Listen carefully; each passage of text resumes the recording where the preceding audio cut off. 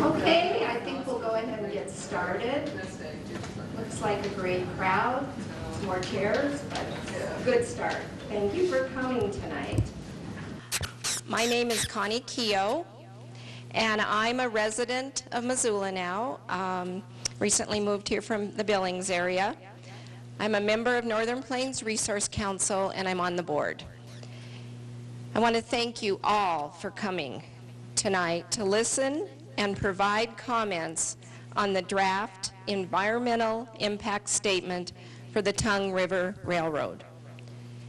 This event is part of a series of people's hearings put on by Northern Plains as the Surface Transportation Board chose not to hold hearings in the down rail communities that requested to be considered.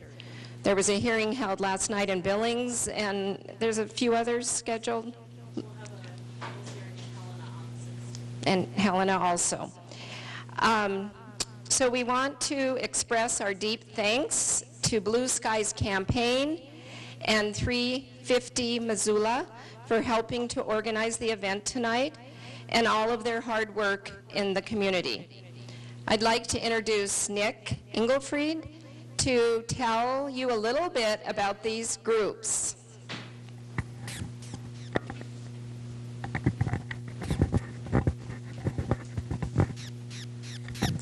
Thank you, Connie. So 350 Missoula and Blue Skies Campaign are both local organizations here in town that are grassroots groups working on climate change issues and trying to stop coal exports. So we worked with Northern Plains on this event. I'm really glad to be partnering with them on it. And if you'd like to learn more about those two groups as well as Northern Plains, you can check out the tables in the back of the seats later on when you get a chance. Thanks. Thank you, Nick. Northern Plains Resource Council is a grassroots conservation and family agricultural group. We organize Montana citizens to protect our water quality, family farms and ranches, and unique quality of life. We care about the negative impacts of coal exports to the community of Missoula. And personally, I do not want my community to be ignored in this environmental impact statement process. Northern Plains is a member-driven organization, so if you aren't a member, you should join today and get a free beer cup. Did you see those out there? They're great. We're going to begin the evening with a PowerPoint highlighting 2 videos of ranchers who would be personally affected by this railroad, as well as a few talking points specific to our community. We are collecting comments this evening, and we'll be sending them to the Surface Transportation Board. You can make spoken comments, which we will try to restrict to 3 minutes each. You can submit written comments, or you can actually attend one of the public meetings put on by the Surface Transportation Board in eastern Montana, a long trip. You can find more information on the table in the back, both tables, I don't know, okay. And thank you again for coming and making your voice heard in this important fight that has been going on for over 30 years. I'd like to now introduce Jim Parker, who will be our presenter. Is that something I'm doing?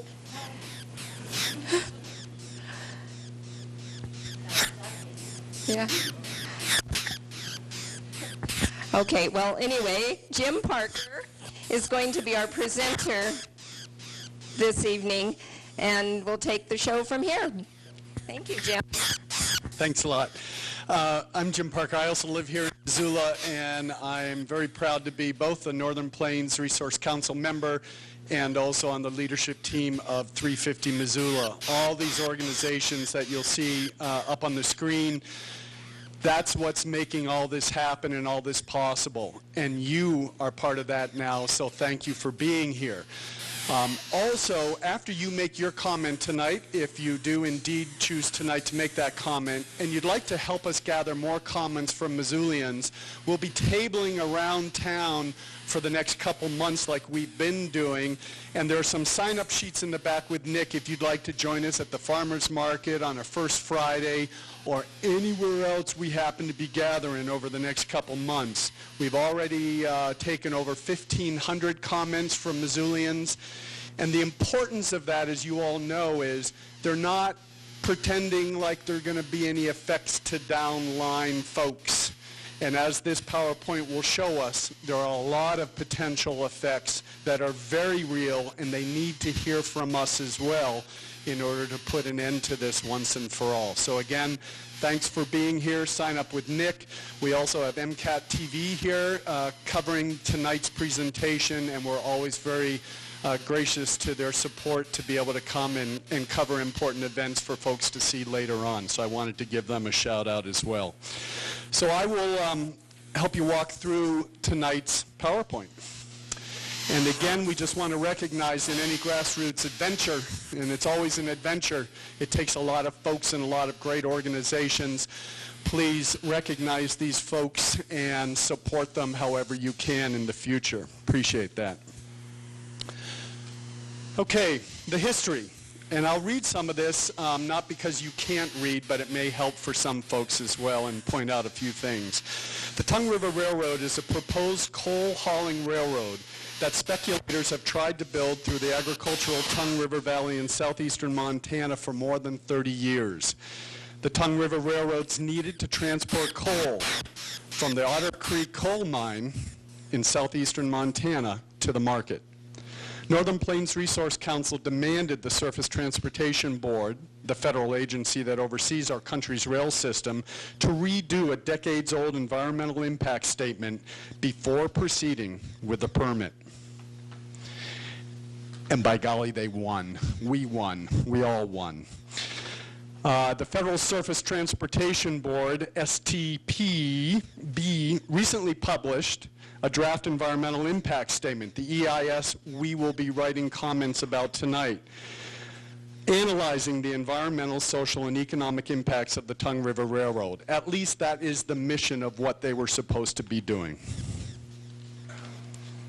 We know that the Tongue River Railroad would tear up the land, condemn unwilling landowners, some you'll hear from tonight, and take their land against their will, destroy water quality, ruin wildlife habitat, excavate Native American cultural sites, devastate the agriculturally productive economy of southeast Montana, send at least 8 new coal trains per day through towns along the rail line to Washington, including ours, spew coal dust along these same rails, 1,300 miles of railroad, impacting us, adding 2.5 billion tons of new greenhouse gas emissions into the atmosphere, impacting everyone. So, oops, one last one here. Unfortunately, the draft EIS does not fully acknowledge any of these impacts, and it's full of many factual errors and flawed logic, and will be determining the fate of this beautiful country. So right now we're going to hear from 2 affected landowners and then discuss what the Tongue River Railroad means to Missoula. And then we encourage you to give some public comment.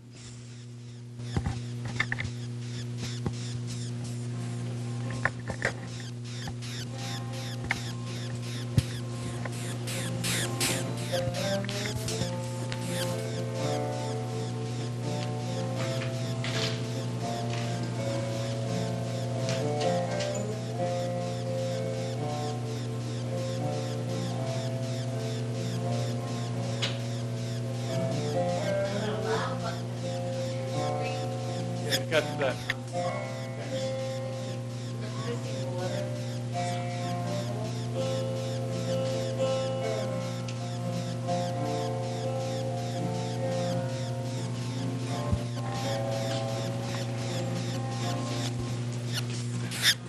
My name is Quentin Gray. My town and I is headquartered on the Gatesville Creek and eastern boundary of the ranch borders on some river. I think Granddad settled like a lot of other ranches in the state of Montana. I think that part of the common denominator is because of the water. The water, I think, is the reason why he was here and one of the most valuable resources that we have. The other reason that he came here and stayed is because of the grass. This is good grass. This is not an industrial urban area. This is an extremely rural area. The country here is very good for raising cattle. We're moving cattle right now from the winter pastures where they spent the winter time in calves, and we'll transition into summer pastures. And we do that because we don't want to season-long graze our grass. We try to rest and rotate and save our grass.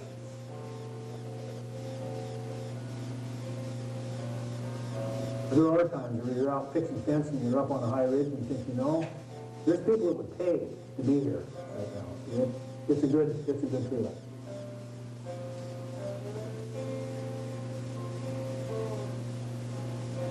Tunnel Railroad would have a lot of impacts on our operation, mainly severance. I've talked to quite a few people who don't really understand the situation. Said, well, there's ranches all over the state of Montana that have a railroad going through it. That's true. But mainly those railroads were built in the 1880s, long before the ranches were settled. So in other words, the ranches were formed around a railroad. This is something different. This is a railroad that would bisect our operations. The Tunnel Railroad will not haul any other commodity than coal. It won't haul grain, it won't haul Subaru cars, it won't haul lumber, and it won't haul Bakken crude. It's going to haul coal. And we have an issue with the federal condemnation of our ground with a single-source railroad, especially if they have the power, the federal eminent domain to condemn our private land. I think another issue with the Otter Creek coal tracks and the construction of the railroad is they have a very small window in which to open up the mine and to build the railroad. I think in another 10 years, it's not going to be economically viable for that to fly. So I think that they're pushing this as hard as they can, as fast as they can, in order to get this project off the ground. That might not be the right reason to build this project, because I'm not convinced that coal is going to have a long-term future. So this is another thing that we need to take a step back and look at the big picture. Should we be placing those impacts on people like us, the landowners in this area, the Native Americans that are neighbors of mine, for a very short-term speculative venture? I don't think so. I think we need to look at other methods of energy and not build the railroad and open up the biggest coal mine that's scheduled in the lower 48 states. So we had some conversations with people that do support the railroad. And when we mentioned, the possibility of having our land condemned, they say, well, you're going to be well paid for that land. My answer to that is, what is the value of land if it's not for sale?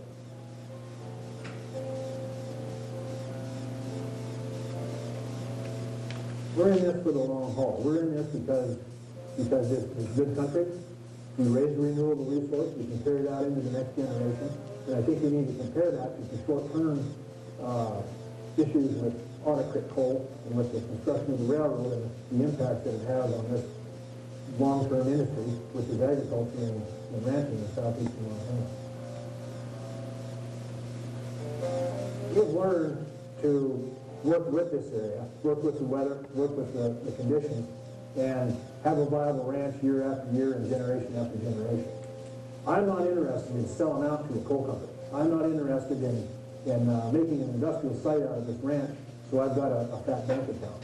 What I want to do, what I strive to do, is pass this ranch on to the next generation in as good a shape as or better than I received it. And I think that is worth a heck of a lot more than any kind of money that you would get from making an industrial site out of this ranch. This is good ranch country. My great-grandfather, when he came here 130 years ago, there's something to be said for the family still being here. As you can look around, this is not a desert. This is our home. And just because it's a sparsely populated area, we don't believe that we should have things taken from us.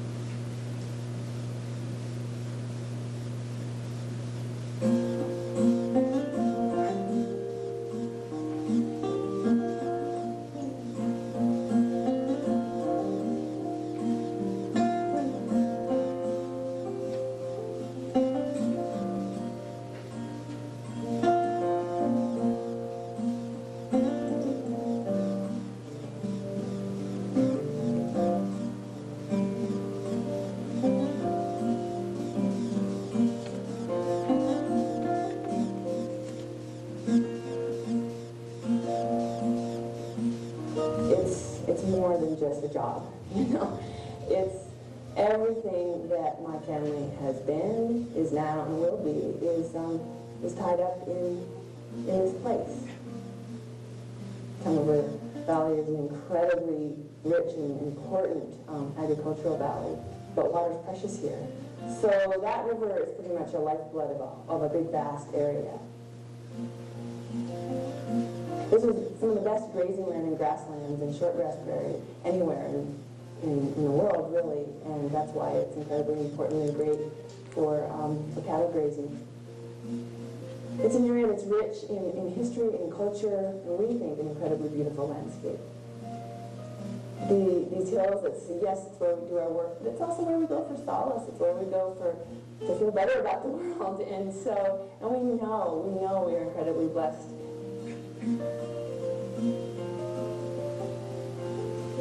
You know, you'll go to a ranching event in this community and you'll be working with people whose families have been working together for over 100 years. And that's pretty remarkable. We still live in community. We still ranch with our neighbors. We depend on each other. And industrialization really threatens that aspect of our life as well. I think this part of Montana, this part of the West, it's as American as you can get. And we're actually talking about, condemning land, digging up coal underneath productive ranching and farming areas, and shipping it to Asia. That seems like a travesty.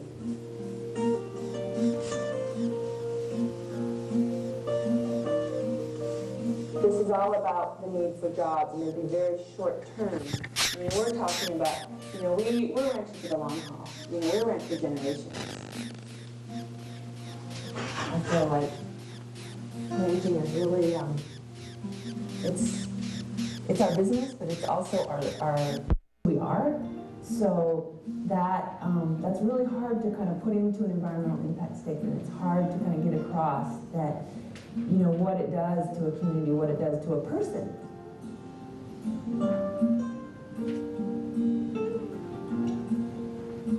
So in ranching, we work for the next generation. And it's very hard to plan for that work, to plan for that next generation when you're facing the kind of industrialization that we're looking at in this whole area.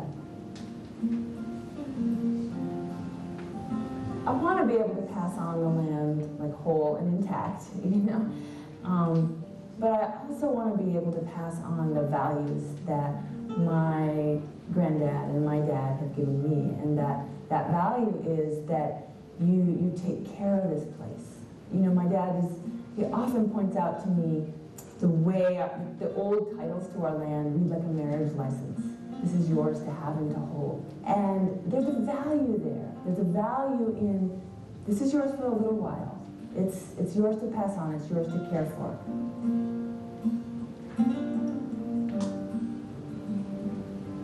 We need energy in this country, but I think we've got to go towards healthy and sustainable energy. We can't keep tearing up these places and places like this that there aren't other Tunnelberg valleys. I think the industrialization of places like this, especially with the history that this area has, you take away the ranching culture and the ranching life and the economy, and it isn't the same place.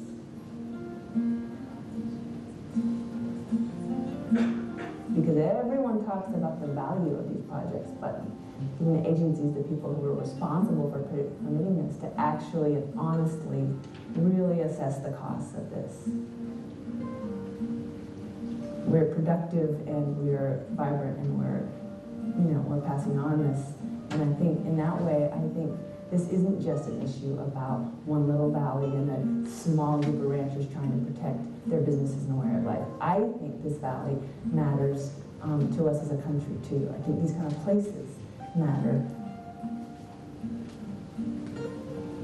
Ranchers in the Tunnelberg and the Otter Creek valleys, we are in the path of this Tunnelberg Railroad.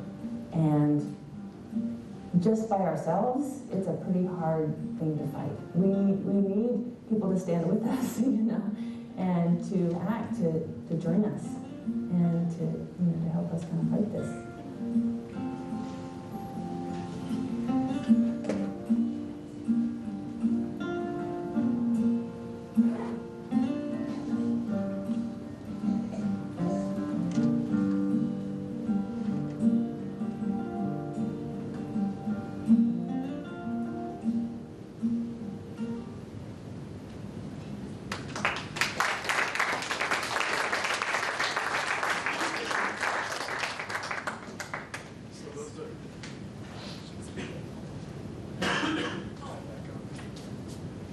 Voice button.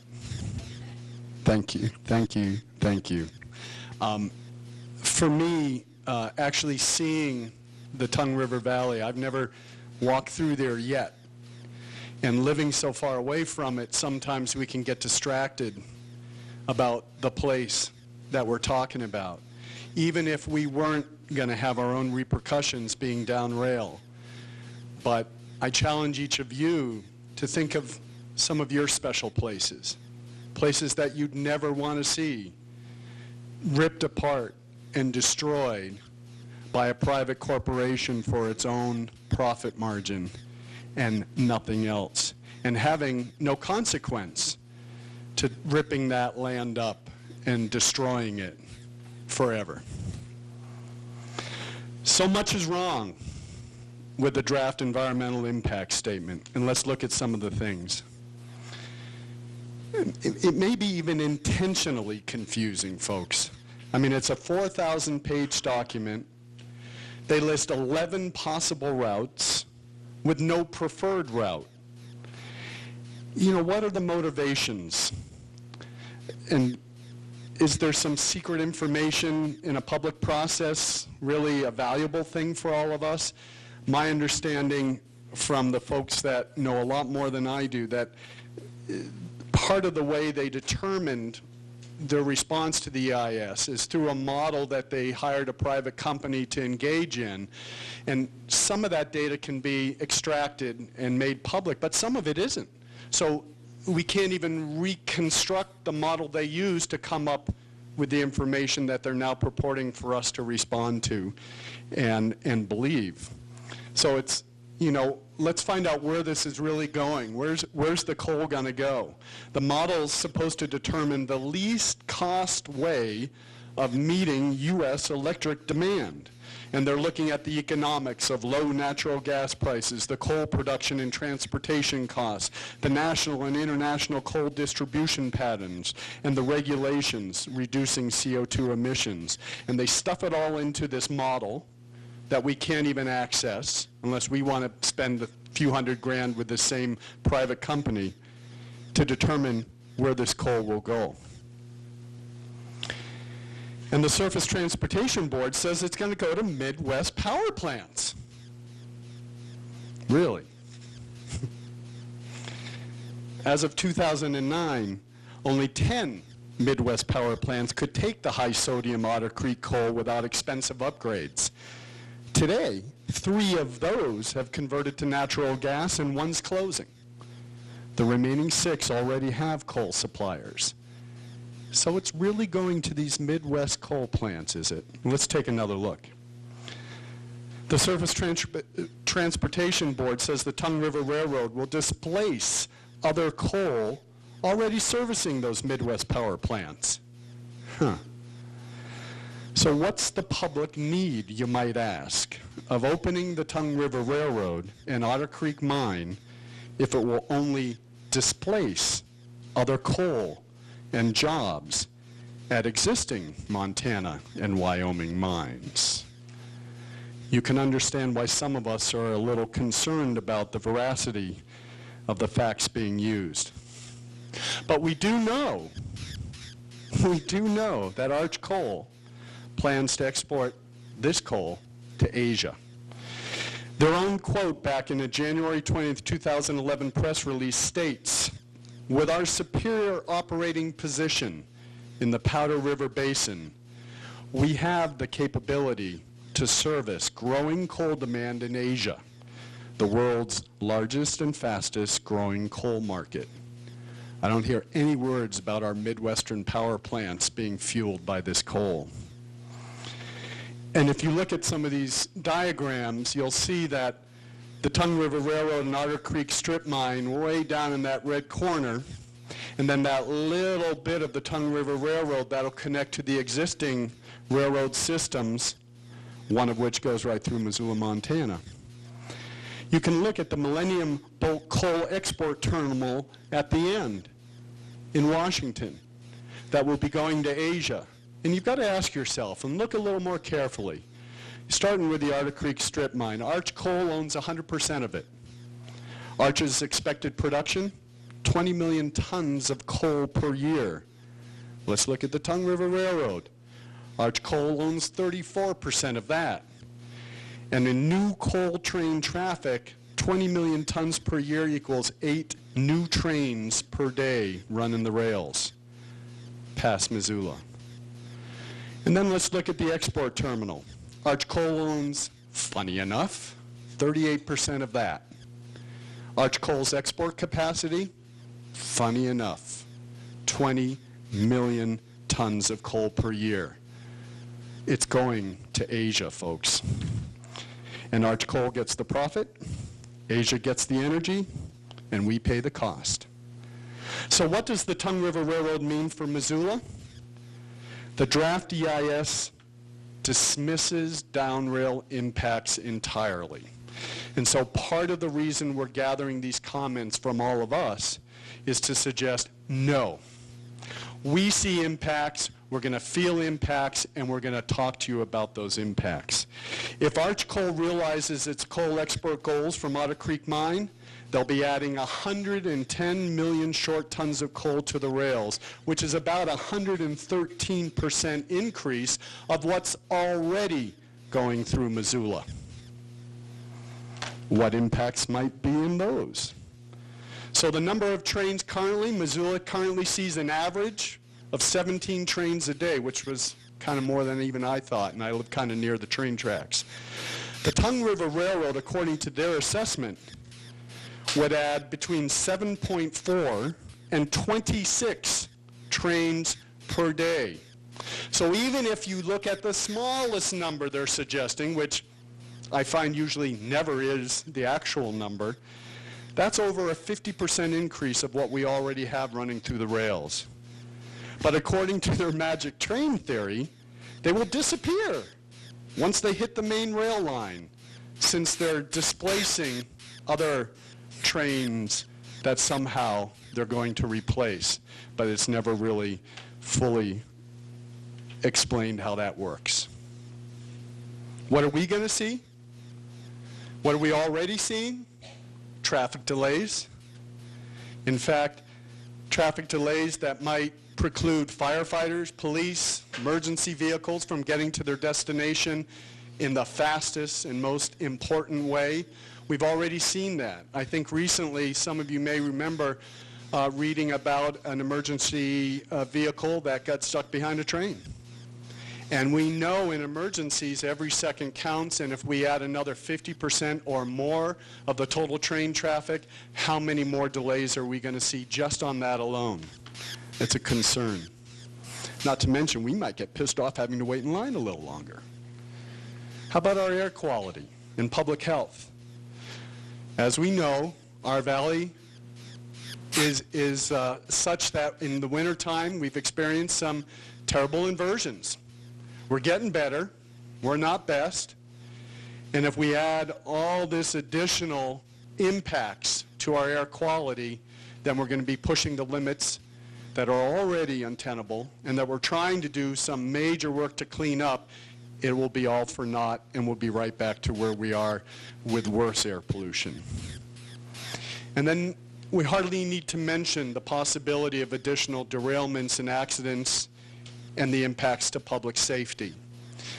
We've seen them all. We've seen the devastating effects of what derailments can do.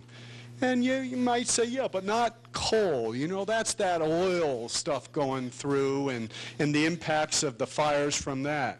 Well, beyond the coal dust, beyond that effect to many people's health and well-being. Just imagine if we have this many more trains impacting our rail systems. Some of them do carry oil. And the potentiality for greater accidents that could include fiery explosions as well as the problems coming just from the coal transport itself only increase. It can't be downplayed, and yet nobody seems to care about that. The Surface Transportation Board doesn't see any impacts at all. And there's so much more. Noise pollution, particularly for those that live near the tracks already, loss of property values, and some of our tax base.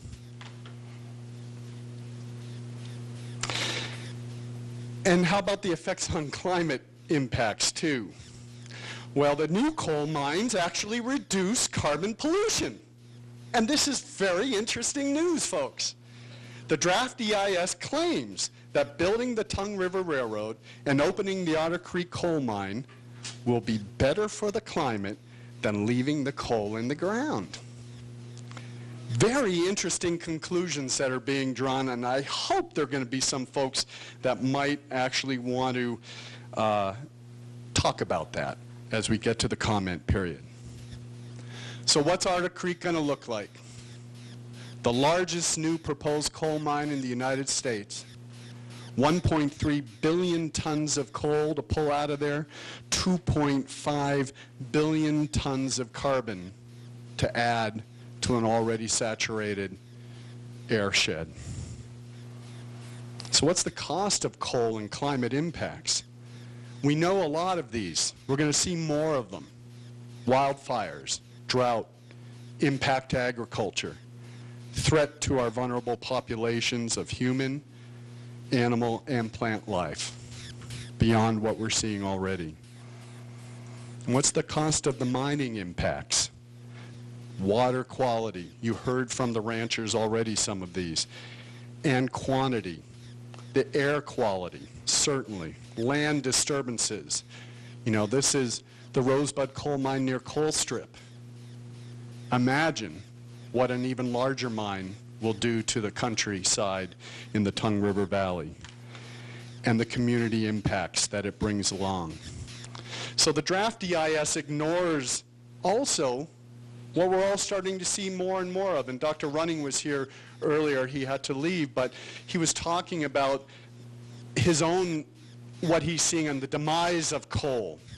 The draft EIS ignores the truth and claims that the Tongue River Railroad does not intend to haul coal for sale in the Asian market. Instead, it claims that Otter Creek coal will be sold in the U.S. to Midwest power plants that already have a steady supply of coal, ignoring that our U.S. coal market is rapidly shrinking, which is a good thing. Coal has gone from 1/2 to 1/3 of our domestic electricity generation in just under 5 years. And more coal plant closures and conversions are coming in the next 5 years. Not to mention what the Asian markets are starting to do and what China's own policy to reduce and reduce and reduce their coal use is already undertaking. So let's look at the company that wants to do all these magnificent things, Arch Coal. Back in June of 2008, shares were 75.44, and in May of 2015, they're down to 51 cents. They're under the dollar mark. They were taken off of the stock exchange, thank you, when they dropped. I mean, this is not a sign of a well-functioning, deliberative, growing corporate model. At least not from what I've been told in school here at University of Montana.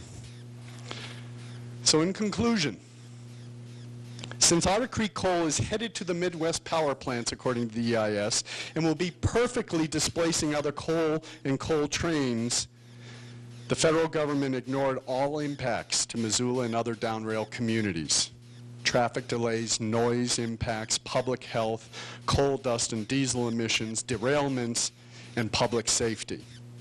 And so we're really hoping that some of these areas you may want to discuss and let them know how you feel about these negative impacts or non-existent impacts. So we're asking all of us to speak up. We're wondering who's going to pay for all these costs and impacts to Missoula. It won't be Arch Coal. It'll be us, in the form of higher taxation, in the form of living in a degraded area and environment, seeing our friends and neighbors impacted and ourselves as well, potentially in a very hazardous way, particularly if we have some of those horrible derailments, explosions, and some of the other impacts we may not even understand yet. And according to the draft EIS, we don't have to worry about a thing. And I think we need to say something different. So let's please, as you make your comments and listen to the others, let's tell the Surface Transportation Board to choose the no-action alternative for the Tongue River Railroad.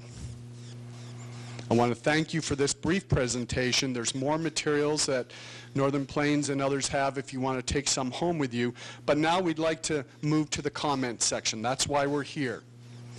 And I'm going to turn the program over to Jim Roach, who's going to help direct and moderate the comments. And again, whether you're ready to make your comments tonight or take a sheet and draft it out and then submit it, let's listen to some of the folks that are ready to make some comments tonight, and then we welcome you to come up and make your own comments. We will be recording all of the comments and getting them to the Surface Transportation Board. And let's make sure they hear from Missoula that we actually think there are some down-rail impacts and some very deep concerns that we share for the Tongue River Valley. Thanks so much.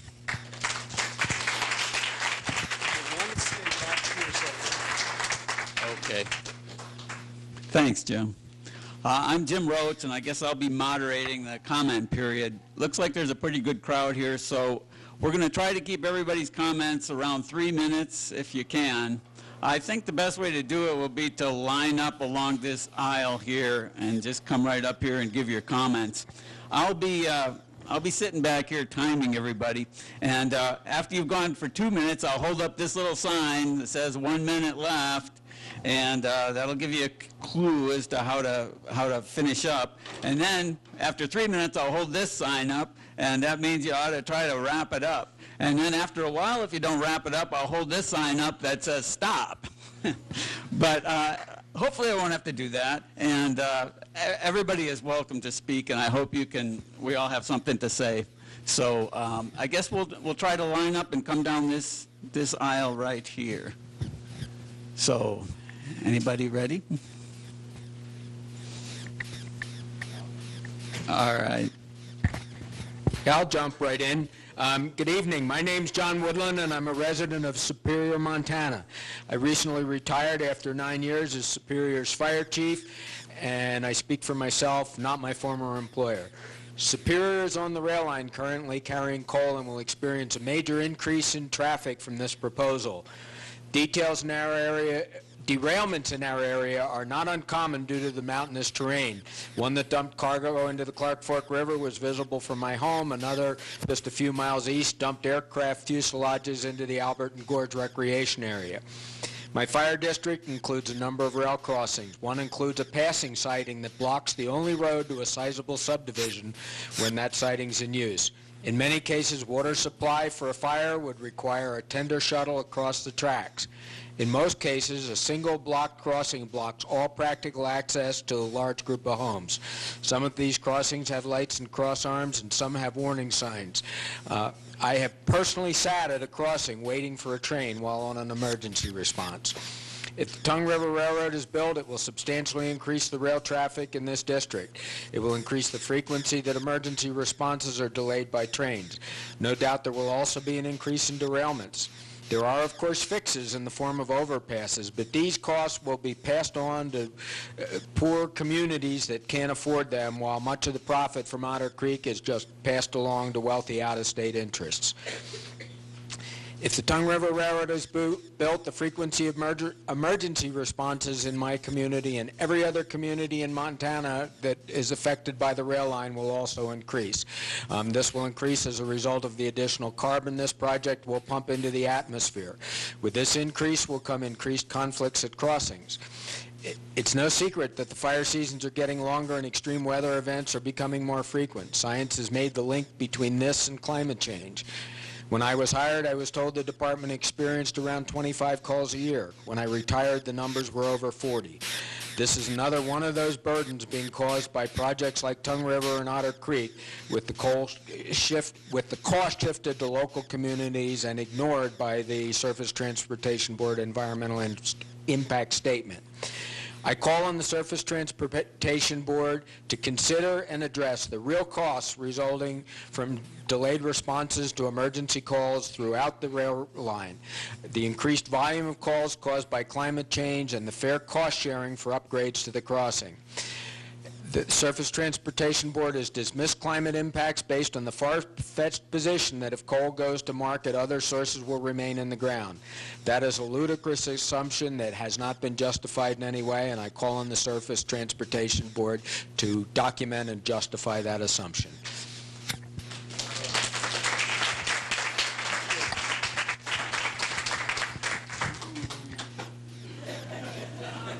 Greetings, carbon-based life forms.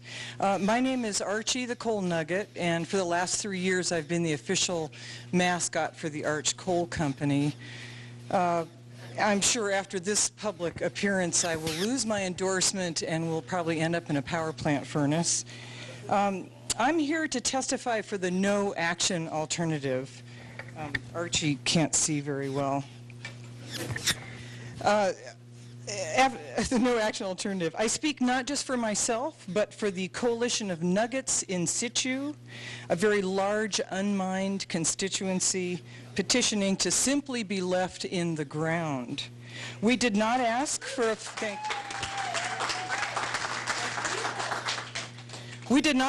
fate which included being strip mined, dumped into rail cars, hauled miles from home, and incinerated.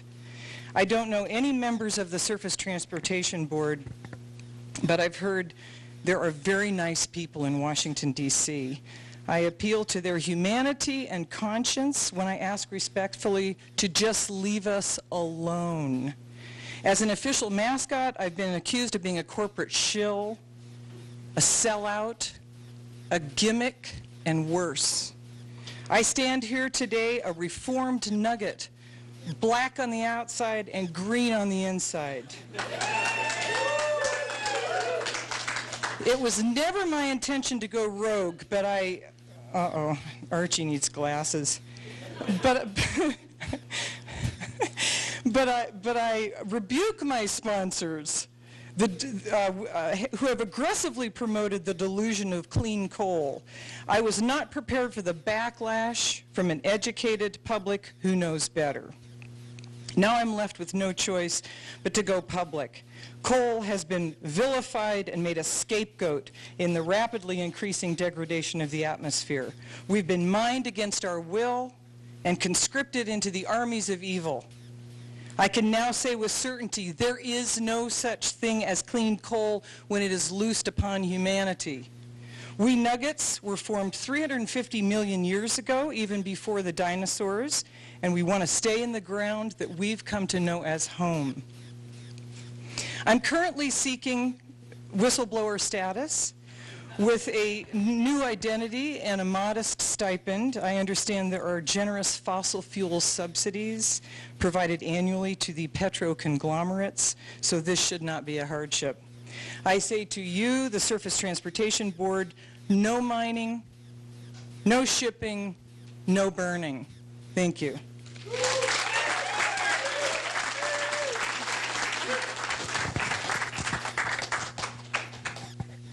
That was great. My comments will focus on the health issues of the increased presence of coal dust and diesel emissions due to the increased train traffic coming through our communities. As a registered nurse, I'm concerned about these health issues. The first issue of coal dust is the question of how much of it will escape along the route from mines in Wyoming and Montana to proposed export terminals on the West Coast. What might that coal dust mean for public health? In 2009, a representative from the BNSF company testified before a federal review board.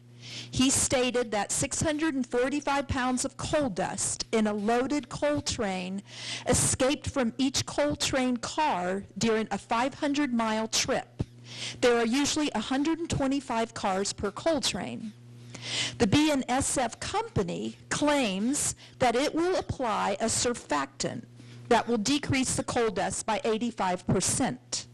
Even if this turns out to be the case, and BNSF applies this to every coal car, the coal dust loss on a 125-car coal train will still be significant and will certainly not be zero.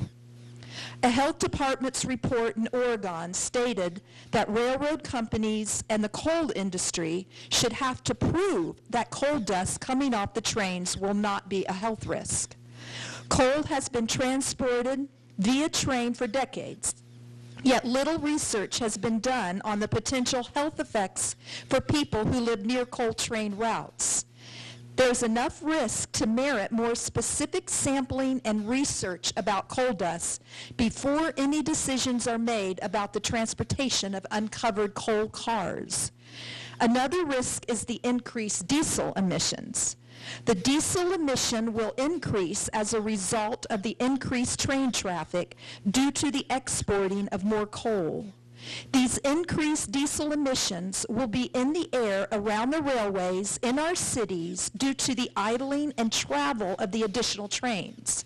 There will also be an increase in vehicle emissions that will likely result from increased idling times at the train crossings. As a health hazard, diesel particulate matter is associated with both pulmonary and cardiovascular issues, including cancers, heart disease, and asthma. Children, teens, and the elderly are especially vulnerable. The possible health issues of coal dust and increased diesel emissions are serious ones for Missoulians as the trains pass through the heart of our downtown neighborhoods. Thank you.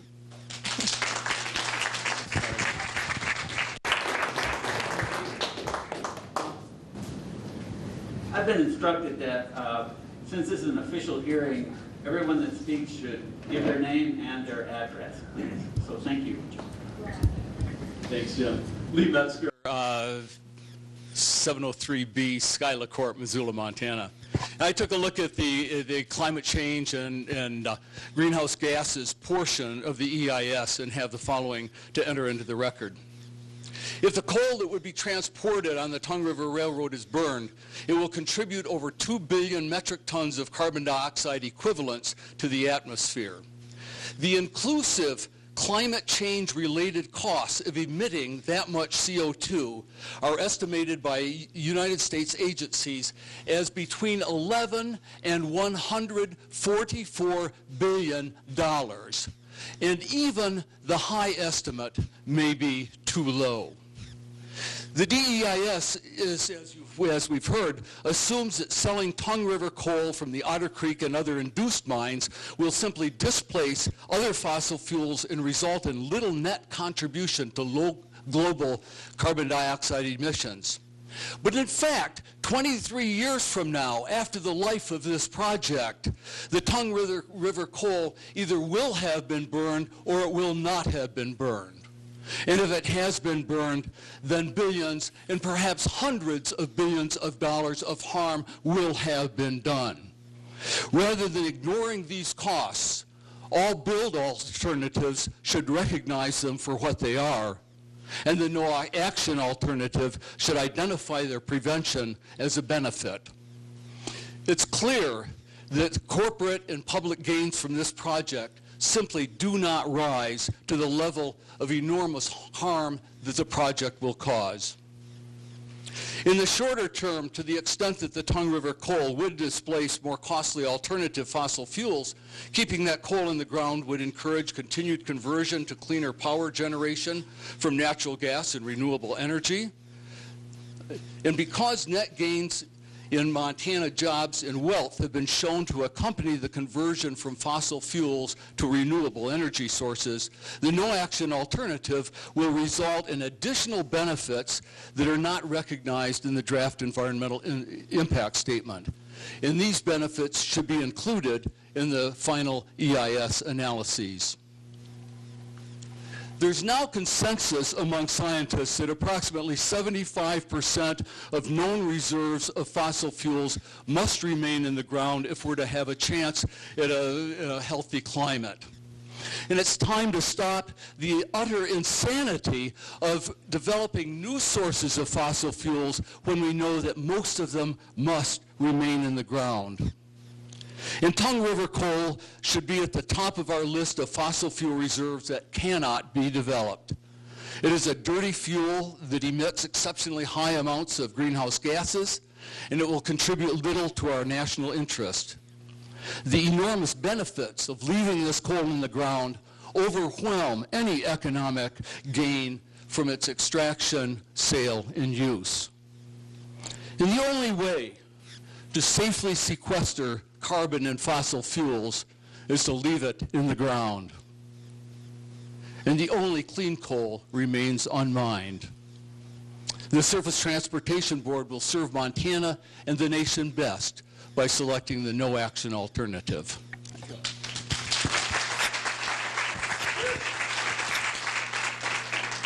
Hello, my name is Kevin O'Brien. I live at 1630 Defoe Street here in Missoula.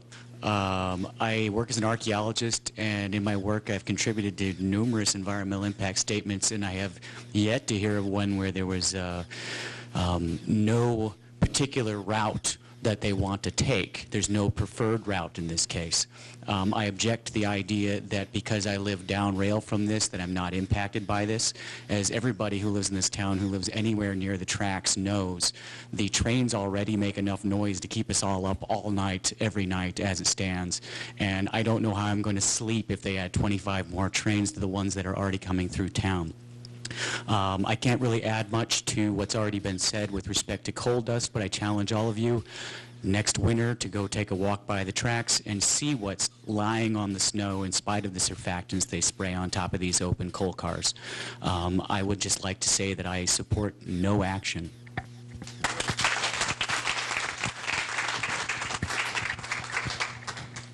Hi, Tim Skufka, 107 North Avenue West here in Missoula. Approving the railroad before the Montana Land Board approves the mine seems a bit like approving the cart before the proverbial horse. If the Surface Transportation Board approves the Tongue River Railroad, there'll be a momentum created to approve the mine. You can't separate the analysis of the environmental effects of the railroad from the analysis of the mine. I realize we're here to talk about the railroad, but the two are so intertwined that we must analyze the entire situation. All projects should go through a cost-benefit analysis. So let's see who benefits from digging the largest open pit mine in the lower 48, and who benefits from putting a railroad through the pristine Tongue River Valley. First of all, there's about 100 or so Arch Coal employees, and then including their families, maybe 500 or so of them. Then, of course, there's the Arch Coal investors. I can't put a number to this, but as Jim showed you on the graph, price shares has dropped from more than $70 in 2008 to less than a dollar today. And then there's the fact that big banks are voting against further dealings with the coal industry in general. So how do we put a number to the beneficiaries of this category? This antiquated industry that's not accepting its fate? I don't know, but then there's other beneficiaries. There's the various trades that are employed to get the coal to market. Again, we're not sure how many that is, but let's assign a figure of 1,000 workers that would occasionally benefit from this coal export flow. And then finally, there's the various populations over in Asia that benefit from the electricity that's generated from this coal. But we all know there's a better way to generate that electricity. So those are the benefits. Let's weigh the costs. First of all, there's the the people affected are the communities lining the railroad from eastern Montana to the Washington or British Columbia ports. The coal will most likely enter this pipeline of sorts by passing through coal strips and then up north to the I-94 corridor. Then it goes through Bighorn, Custer, Warden, Lockwood, Billings, Laurel, Columbus. Sorry if I missed your town, but the scale of my map probably didn't get them all, but Reed Point, Big Timber, Springdale, Livingston, Bozeman, Manhattan, Townsend, Helena, Avon, Clinton, Missoula, Arley, Raleigh, Dixon, Paradise, Plains, Thompson Falls, Knoxon, and then through Idaho and, of course, to Washington and the proposed ports. So, and then those are the people. And then we have to consider the Powder River and Otter Creek Basin bionetworks. Countless flora and fauna ecosystems are going to be affected. And then, of course, everybody's breathing the air that this is creating. So in conclusion, let's say the communities along the railroad that suffer cancel out the amount of people benefiting from the electricity. So let's weigh the rest of it. Basically, there's 1,600 people benefiting from mining and shipping billions of tons of coal. And then I tried to find the antonym for beneficiary. I thought, well, maybe the dispossessed. So what is the total number of dispossessed, ignoring the thousands along the railroad, is about 7 billion people. So I put before the Surface Transportation Board these two numbers, 1,600 people benefiting, 7 billion people affected. The answer that they should be making is clear. Thanks.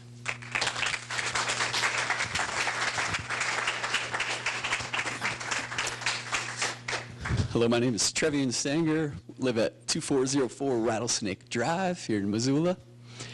Thanks everyone for this chance to speak, and thanks to the folk on the receiving end of this at the Surface Transportation Board, and recognizing this is part of your job, and I bet it's not an easy part of your job, but we are some of the folks you represent, so thanks for hearing us out.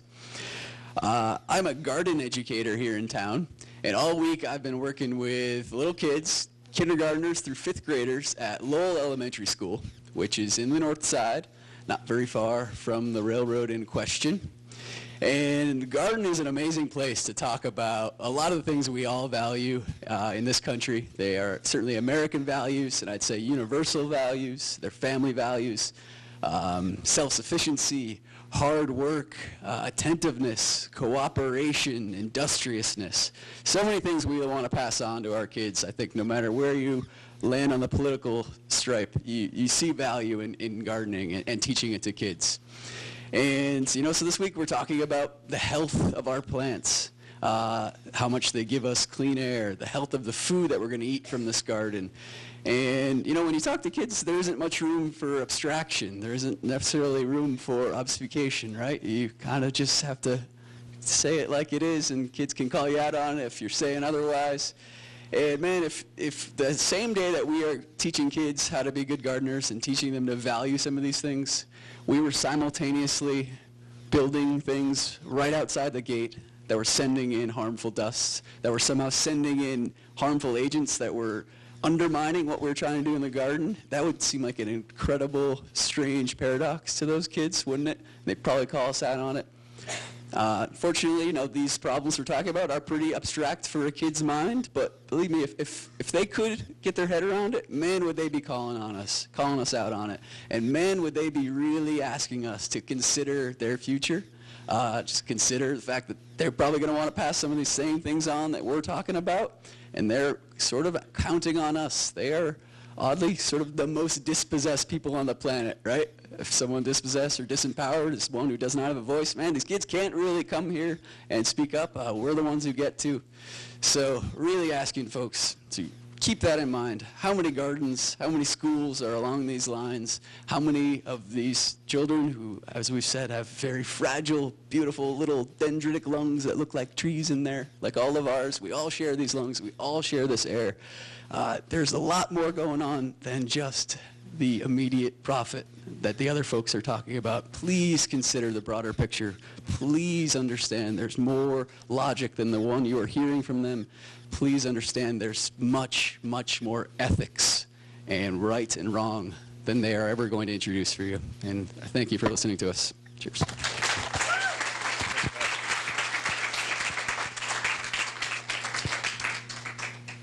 Hello, everyone here and the Surface Transportation Board. My name is Dave Morris. I live at 2120 Missoula Avenue here in Missoula.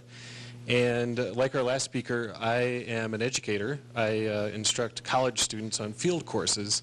And I've been taking university students from the University of Montana and many other colleges, universities across the country to Southeast Montana for about 14 years. And going to the Otter Creek Valley, going to the Tongue River Country and meeting with community members, elected officials, many people in the Northern Cheyenne tribe, many ranchers, including Jeannie Alderson, who was in that film, who I think we're going to hear a little more about soon. And it is an amazingly vibrant area. It's incredibly important culturally, ecologically, economically to the people who live there in particular and beyond, with the great productivity of the valleys. And the idea of those valleys being sacrificed in order to enrich people who are already rich beyond belief and at the cost of the ecology and the cultures and all those amazing values that that exist in those places is just, it would be a travesty. I would just add also that I would find it very ironic were we to mine all that coal and increase the danger of catastrophic fires. And anyone who's been through that part of the country knows that in the past, 5 years or so, there have been unprecedented fires burning through the very same country that they would propose to mine to release more carbon into the air to turbocharge fires. It's just incredibly ironic. So I would very, very strongly encourage the Surface Transportation Board to follow the no action alternative and to deny the obscene Tongue River Railroad project. We can't afford to sacrifice those amazing places for private profit. Thank you.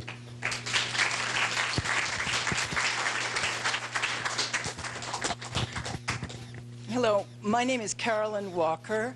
I live at 411 Woodworth in Missoula, and I am squeezed from both ends of this railroad. That beautiful woman in the video was my daughter, and the two little boys swinging from tires are my grandsons. And what I really want to talk about most of all is water. Missoula has 5 rivers running around it. The Tongue River is the central point for creeks all the way around, excuse me. And there's Otter Creek, of course, which isn't all that close to the Tongue River as the crow flies. And then there's Hanging Woman Creek, which is where my daughter's ranch is, and the East Fork of Hanging Woman Creek, and I don't know how it got named that. But the other thing is the groundwater, and water, as people are beginning to understand, is more valuable than any fossil fuel or petroleum, any substance besides air that we have on the planet. And a lot of the Tongue River water comes from underground. It's groundwater, and if that coal is mined, it goes away. It just drains away. It can't, you can't get it to come back. And the other thing I want to talk about is we're all told to eat less meat. And there's one thing about that area, whether Clint McCrae, and I know Clint's dad, Wally, I lived there for 20 years,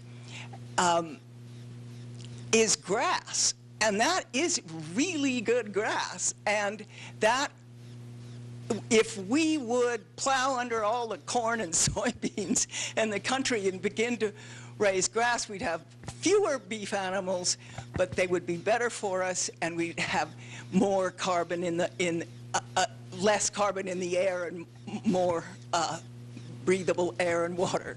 But I want to thank you. And please, no, no alternative. Thank you.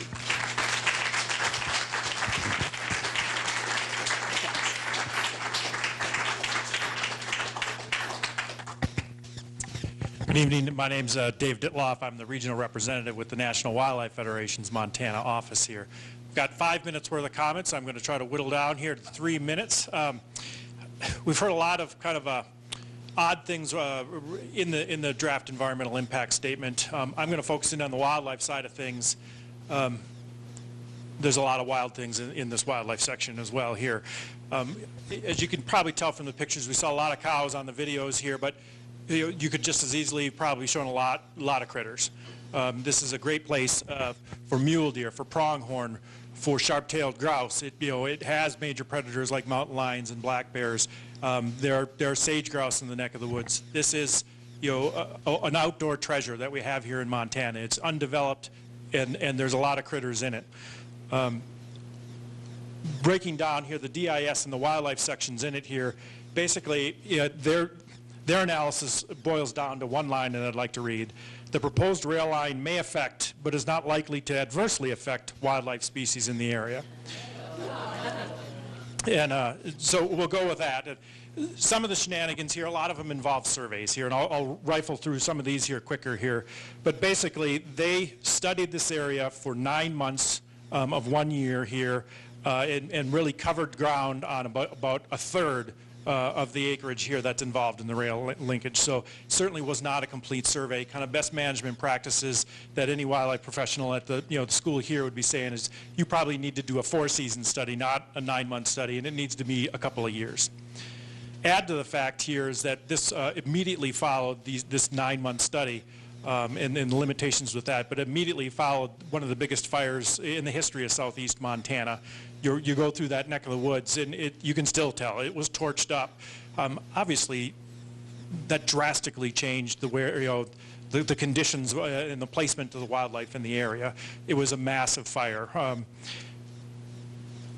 Get into a couple of examples here. In addition to that, a lot of talk about sage grouse and listing sage grouse, what we do about sage grouse. Their analysis for sage grouse basically entailed a 1-day flight in a helicopter, averaging 75 feet up in the air and going 55 miles an hour. That's not how you survey upland game birds at all here. They actually did get down where they saw some tracks. They actually landed on a state land parcel, and their biologists basically said, geez, I don't know if this is sage grouse or sharp-tailed grouse. Most professionals in the field with tracks that are even remotely new are going to be able to tell the difference between sharpies and sage grouse here. Just kind of gives you a sense of the professionalism in the wildlife section of the draft environmental impact statement. The kicker, though, this isn't the kicker. The kicker deals with the fisheries analysis. Basically, they didn't have one. They did some small surveys of fisheries habitat, but not one fish was touched, not one fish was located in this entire study. Basically, it's absent. And there's just guesswork of what the fisheries is in the Tongue River drainage and what this rail line would do to the fisheries. It wasn't just all problems with surveys, though. A lot of the analysis in the draft environmental impact statement was just faulty.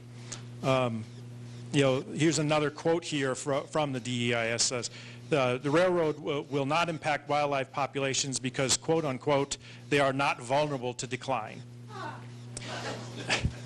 And yes, this is a wildlife, this is a wildlife paradise in a lot of ways.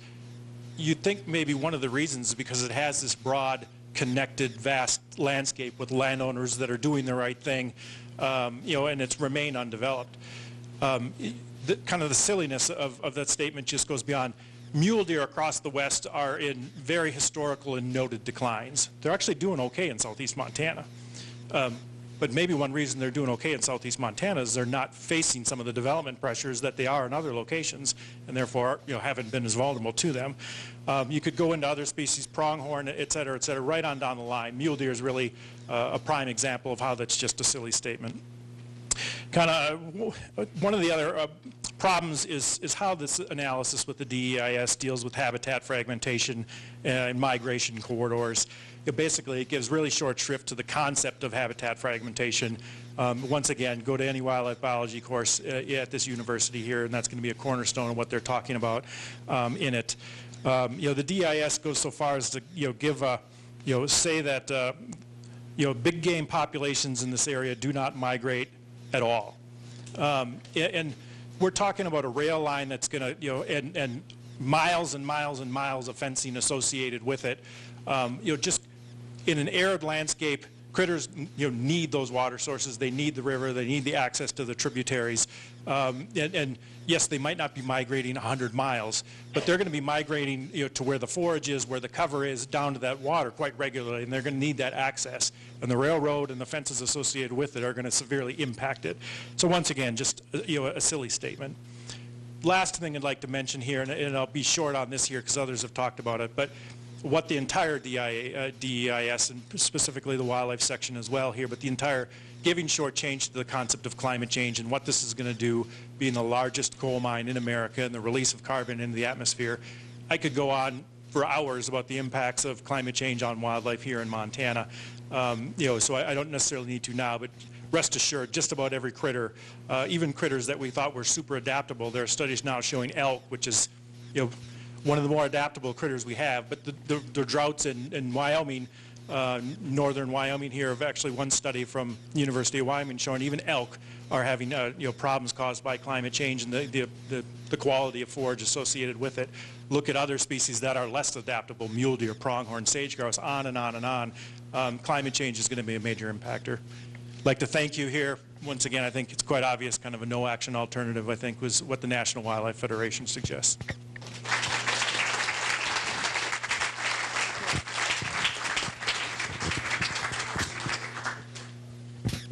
Thank you. Good evening. My name is Mary Laporte. I live at 605 South 2nd Street West in Missoula.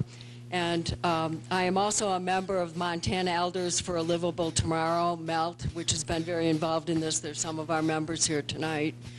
In addition to personally experiencing being woken up in the middle of the night with the existing trains that I hear out my window and the just appalling notion that this number could be doubled, I had an opportunity on a beautiful spring Sunday afternoon to do some canvassing with Nick Engelfried from Blue Skies Coalition up on some of the north side neighborhoods. And we knocked on doors and talked to some of the residents there who are really literally looking at coal trains right across the road from them. And there's a lot of concern there.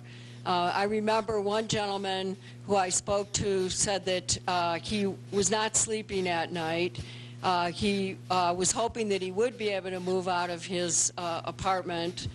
He also, and he pointed it out, he said that his apartment building is already suffering the impacts, structural damage from the vibrations from the trains. There were cracks in his walls, and he was just vitally concerned about the prospect of more trains. At MELT, we've been really concerned about the health effects, and maybe it's possible to play down the coal dust with the surfactants and the denial of coal dust, but the diesel fumes are a huge problem. It's been mentioned earlier tonight, and it's in a lot of the literature. But it's known that an increase in train traffic means more diesel fumes. Diesel fumes contain particulate matter, benzene, and other particulate matters that are known to cause cancer.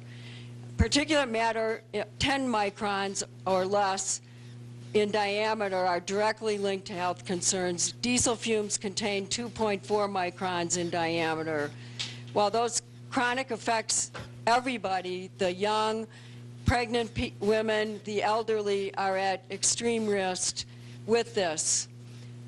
Dr. Paul Smith is a member of our MELT group and is active around town. He's a pediatric pulmonologist. and he has spoken very eloquently about the number of children that he's seen that have asthma, and the calculation that 1 in every 12 children are affected by asthma. It's occurring even in the pristine state of Montana, that we're sort of on par with states with high coal industry in Appalachia. And he's very concerned about this. And then finally, I'd like to quote another member of Bill Ritchie, who's in the Coal Road to China film, and he made a very telling statement. He said that the coal trains are increasing coal production. They might produce jobs, but most of those jobs are going to be in the healthcare industry. So I would like to urge the Surface Transportation Board to take the no action alternative on approving this railroad. Thank you.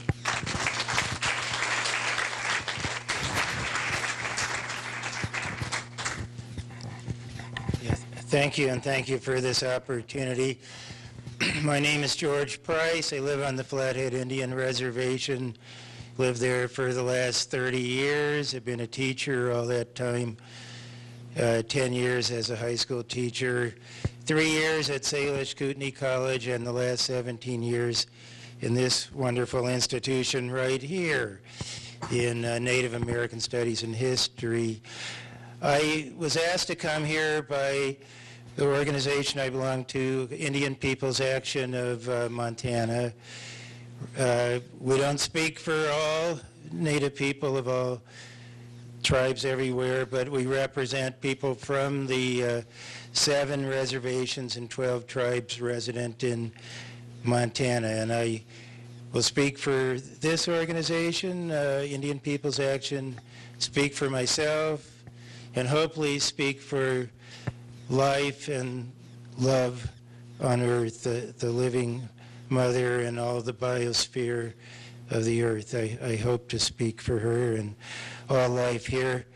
For Indians Peoples Action, as the environment, it's a social justice and earth justice organization, and I help coordinate a lot of the environmental justice and protection activities and actions that we take. And for that organization, I speak to No Action STB board on this alternative. For myself, I also hold that position, but I'd like to go directly to the larger reason, the climate, and there are a lot of excellent presentations on the local Montana-based issues and the scientific known to everybody, the health effects. We shouldn't have to say that to everybody over and over again. That's known. But I like to speak for what's often unsaid, that this is much bigger than one state and affects all. And my position is that it's not a money issue. If we measure this in terms of dollars and cents, we miss the whole point. There was some testimony in the film tonight from people whose ancestors have been here farming, ranching 3 or 4 generations, 100 years, and I don't take that lightly. That's a deep relationship, and it's an ongoing relationship. But as Indian Peoples Action, we speak for people whose roots are thousands of years here and lived those 900 years without currency, without money, with a direct relationship with the earth. How am I doing there, buddy? You're about out of time. Well, I usually am out of time. Okay. But I would like to say in closing then that if you begin this fight against what's happening to our earth from the premise that let's see if we can first maintain our way of life and all of our consumption and put Band-Aids on the situation that will allow us to do that, then we're sunk. And we have to think of Earth first and all the beings that share it with us. Okay, thanks a lot.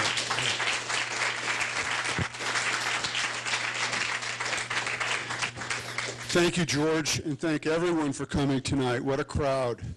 My name is Jeff Smith. I'm the co-chair of 350 Missoula. I live at 105 Channel Drive in Missoula. The Surface Transportation Board must analyze the cumulative environmental effects, and to its credit, it recognized in the EIS that, quote, greenhouse gas emissions have a uniform impact on global warming, regardless of where emissions occur, unquote. The board was right on track. Railroad track board, so to speak, because it recognized that the Otter Creek coal transported to China has the exact same adverse effect on our climate as the coal burned close to home at coal strips, say. But the board concluded that the Tongue River Railroad, together with its twin, the new Otter Creek coal mine, quote, would have negligible positive impact to a minor adverse impact on greenhouse gas emission. I think that language means it wouldn't increase carbon emissions. How can you build a new railroad in a new mine, the largest in Montana, and not increase global carbon? Easy. The board bases this reprehensible conclusion on its economic analysis. The Otter Creek coal will displace the coal being mined at other Powder River Basin mines. This is a magic formula. They say there will be no increase in coal production. In my mind, this renders the entire environmental impact statement a suspicious document. economist Tom Power, when he looked at the same market data, concluded that the Tongue River Railroad will send coal from Otter Creek to China. The railroad mine will pour 1.5 billion tons of new carbon dioxide in our atmosphere. At the very least, the board needs to update its economic study in light of Dr. Power's work. It needs to include an alternative that analyzes the likelihood of export to China. Until it does so, it should choose the no-action alternative and keep the coal in the ground.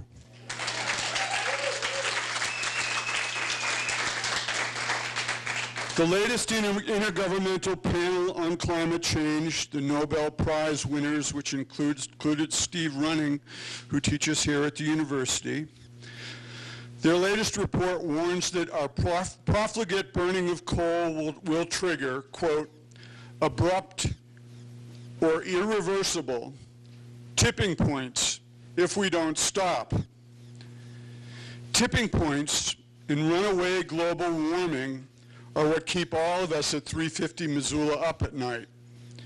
And it astonishes us that the board has figured out a magic formula to completely ignore them.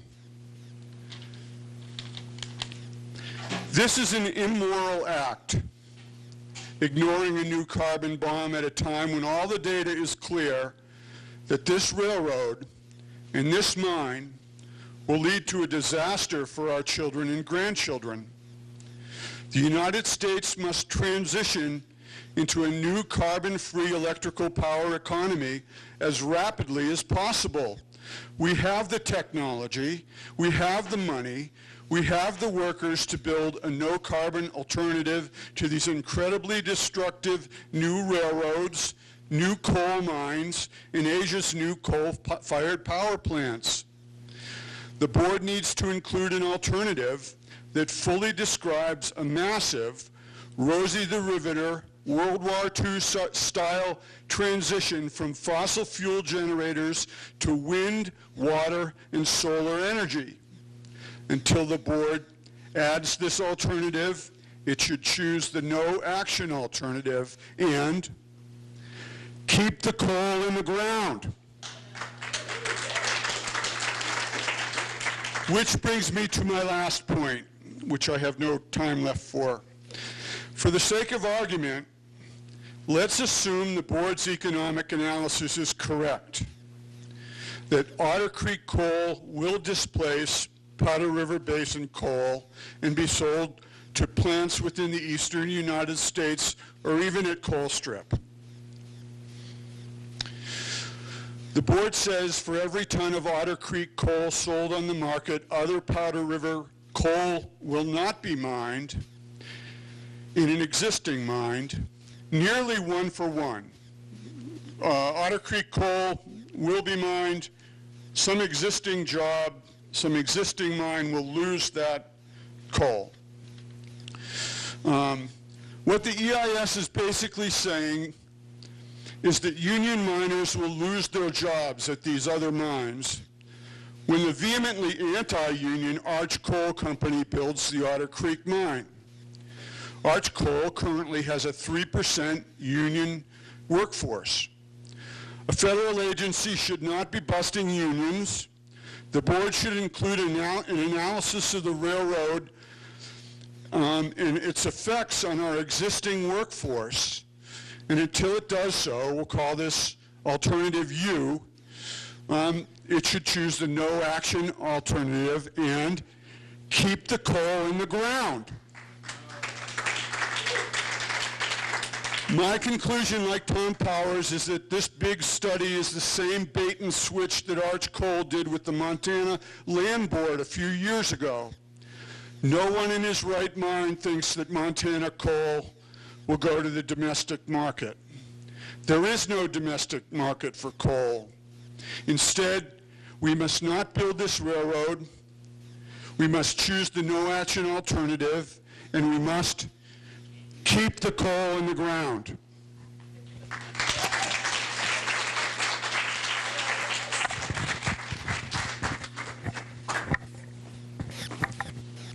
Well, I don't know how I'm going to, keep up with that, but anyway, we'll give it a chance. My name is Claudia Narcisco. I'm a volunteer with the Montana chapter of the Sierra Club, and we strongly oppose all but the no action alternative for the Tongue River Railroad. We are also going to be involved with the National Sierra Club, and we're going to have much more in-depth comments when we submit them. And we are in it for the long haul, and we are not giving up. So that's the main thrust of what the Sierra Club has to say here tonight, even though I'm just a volunteer. We're also disappointed that the Surface Transportation Board didn't find it Missoula worthy of having our own public hearing here, that all of the hearings are in coal-friendly communities in the eastern part of the state, and I'm just going to put it on the record that we can believe that the public involvement process has been skewed to favor coal development as a result of where they have chose to have their hearings. We have serious concerns about the adequacy of the analysis in a number of areas. The DEIS considers, and I pulled this language right out of it, an expansion into Pacific Northwest coal export capacity as reasonably foreseeable. As far as we're concerned, this is nothing more than looking backwards through rose-colored glasses. Markets to the west in the United States do not want coal. We have our Senator Daines writing to the Governor Inslee of Washington, threatening. We have a bill that was passed this legislative session funding a slush fund so that we can litigate our neighbors. So we are ready to go to war on taxpayer dollars so that we can get this coal out of the ground and into the air. The DIS also determines that, that the Tungwe-Morelos proposal was economically and technically feasible. And apparently several people have already brought this up, but they are unaware, ignoring the fact that the market value of large coal has declined from $5.7 billion in 2010 to $108 million. So somebody do the math on that one. And December of this past year, and I took that out of like Economics for Dummies, right out of the Missoulian, have Tom Powers, you know, but so Missoulian this past week, May 29th, 2015. It ignores cumulative effects, and it, in a broad way, somebody, we were talking about the wildlife. A few years ago, we had a really bad snowy winter, and the antelope were annihilated along the tracks because the snow was so deep that they kind of gravitated, and railroads really had a negative effects on antelope, and I'm sure it probably was maybe the mule deer and other populations as well. They discussed nothing about this, but they also ignored the political climate in Montana. Like this past legislative session, and this is pertinent to the water quality, the legislature passed Senate Bill 325, and the governor actually signed it. And this woman who spoke earlier, she obviously recognizes that number. And basically, it was introduced by Labor. I just go right to that point. It was Senator Keynes from Butte, Montana. And when I was at several of the hearings, and without exception, the people who got up as a proponent for this bill were the petroleum and coal industry.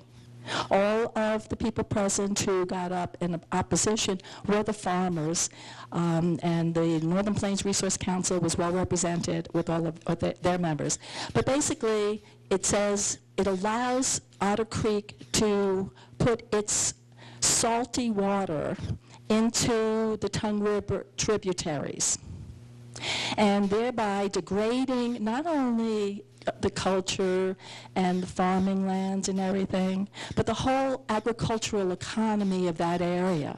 So this is really, really serious. It could take and say, okay, well, there'll be no competition anymore if you get rid of the agricultural community, and it's a big dent in the I cannot believe that the governor actually signed it. But nevertheless, I better hurry up and move on my other points.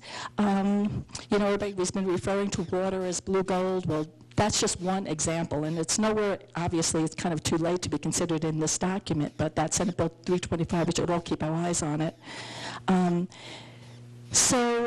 Of course, it ignores the impacts and inadequacy of analysis on communities along the route.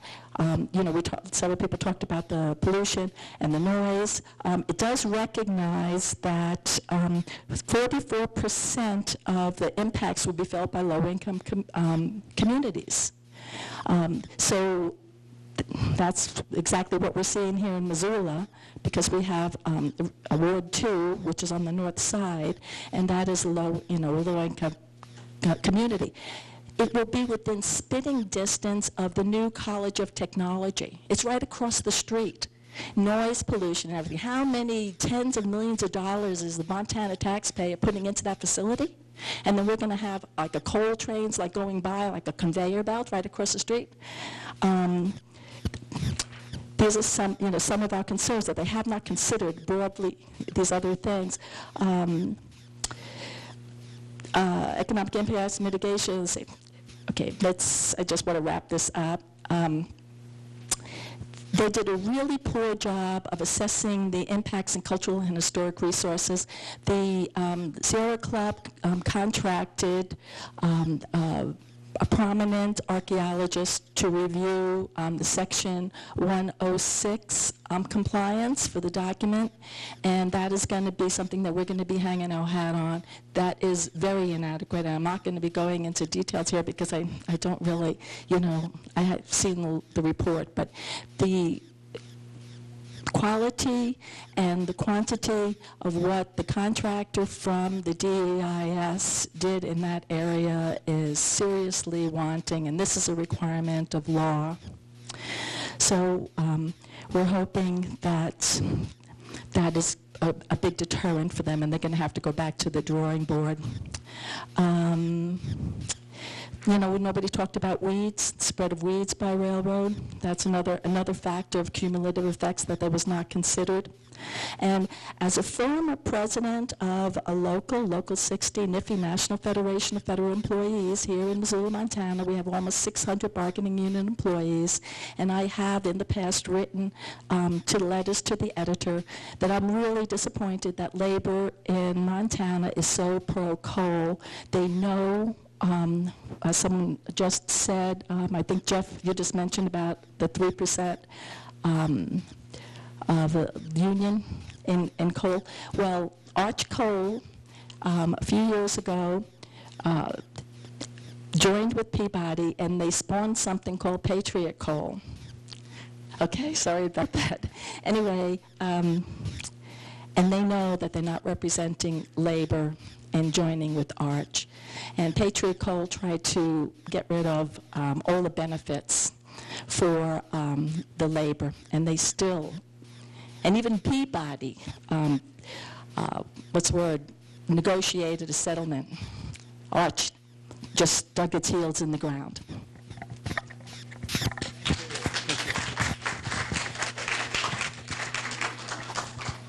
Brad Stacy. I live at 21 Sunrise Drive, Plains, Montana. Plains is a very nice, quiet town. The railroads are definitely the main noisemaker around.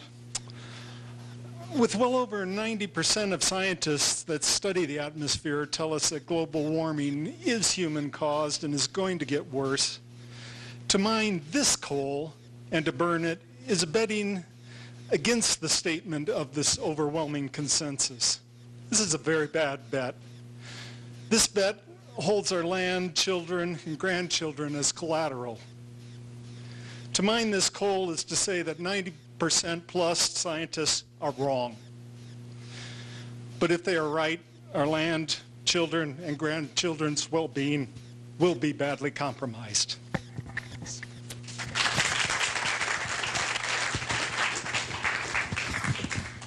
Hi, I'm Linda Helding from Arlee. Excuse me. The Tongue River Railroad is another step in the intent to move around citizen protest over continued development of coal instead of investing in renewable energy.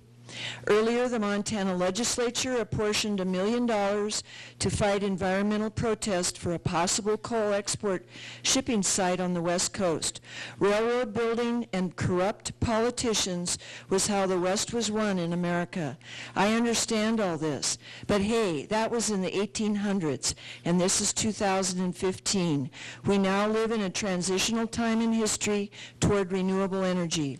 The fundamental hooey proposition that Montana needs to mine this coal is based on providing construction jobs and tax revenue. The downturn in oil prices and the layoffs of workers, 9,000 by Halliburton alone, is proof that carbon-based energy companies do not provide the solid base of the economy they once did. And I thank the oil companies for all their providing for the economy. The tax dollars Montana would see from Otter Creek would soon be swallowed up in the cost the state taxpayers will pay to reclaim what remains in Otter Creek and the Tongue River after the coal companies leave. And leave us behind they will. That is a solid Montana tradition. When I Googled the proposed Tongue River Railroad on Wikipedia, this is what I found.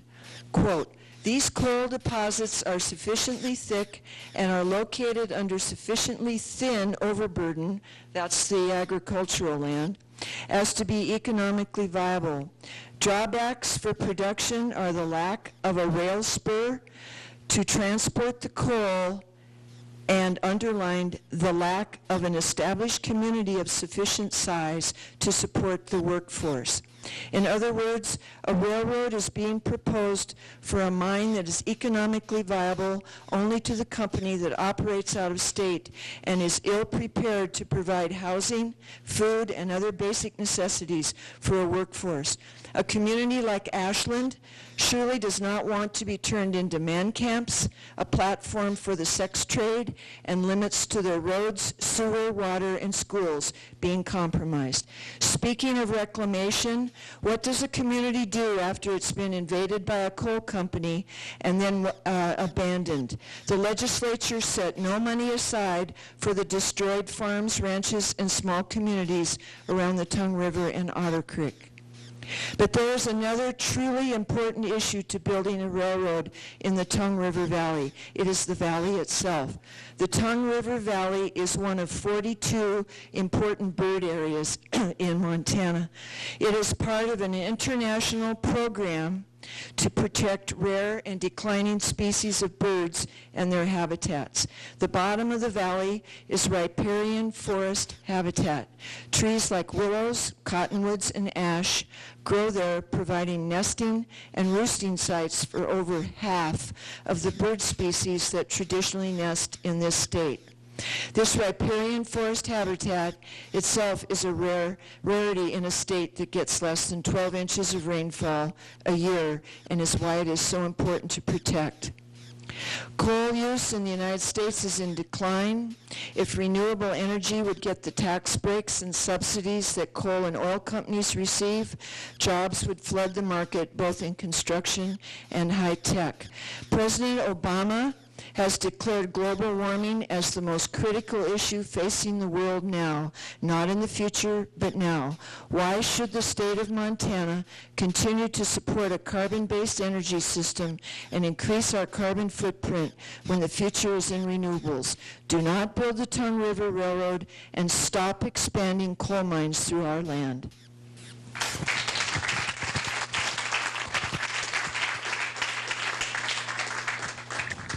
My name is Simon Bazard, and I'm a recent homeowner in Missoula in the Lower Rattlesnake, so across the tracks. And I've lived in that area for 3 years and have had direct experience with increased coal traffic coming through Missoula.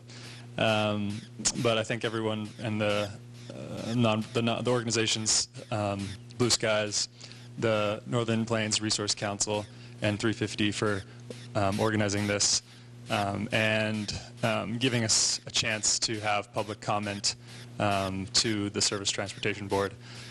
I think, as everyone else has said, a lot of other voices have really documented and explained the real arguments for not building the Tongue River Railroad, and additional coal mines are mainly the detrimental climatic effects. And climate change is already proving to be much faster and much more evident than I think anyone could have imagined, and the impacts are very much felt already in Montana and globally. And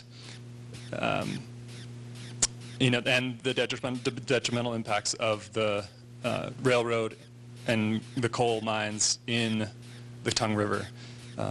But specifically, I encourage and I really urge the Surface Transportation Board to take the no action alternative, mainly specifically in this instance because the draft EIS does not adequately address the potential harmful effects of increased coal traffic through communities in Montana. And that's something that is very specifically missing from the draft draft EIS.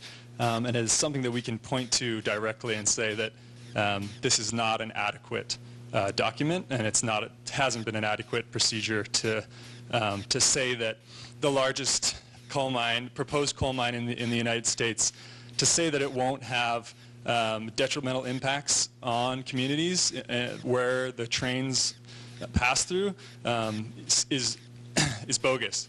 And so I'd really encourage the Surface Transportation Board to reevaluate and reassess the potential impacts and harmful effects that increased coal traffic will have. And I hope, I wish them good luck, and hopefully we can all hear what they find. So, very good. Thank you.